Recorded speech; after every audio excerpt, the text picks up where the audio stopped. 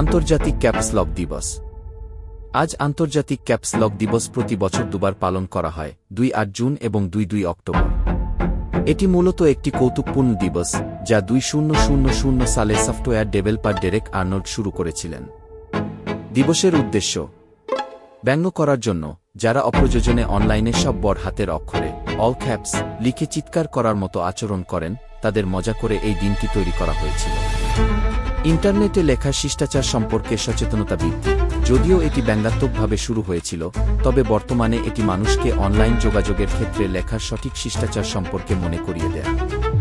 সব বড় অক্ষরে লেখা প্রায়শই চিৎকার বা রাগ প্রকাশ হিসেবে বিবেচিত হয়। ক্যাপস লক কি এর প্রতি ভালোবাসা। কিছু প্রযুক্তিপ্রেমী এই দিনটিকে কম্পিউটার ও টাইপরাইটারের ক্যাপস লক কি এর প্রতি ভালোবাসা প্রকাশের দিন হিসেবে পালন করে থাকেন। পালনের তারিখ ২-২ অক্টোবর। ডেরেক আর্নল্ড প্রথম এই দিনটি প্রতিষ্ঠা করেন। ২-৮ জুন। পরে আর্নল্ড বিলি মেসের স্মরণে এই দ্বিতীয় তারিখটি যুক্ত করেন, যিনি প্রায়শই তার বিজ্ঞাপনে উচ্চস্বরে কথা বলতেন।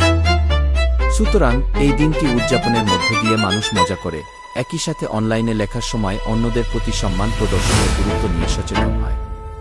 আমার ভিডিও যদি আপনার ভালো লেগে থাকে তাহলে আমার চ্যানেলটি সাবস্ক্রাইব করতে ভুলবেন না যেন। ধন্যবাদ।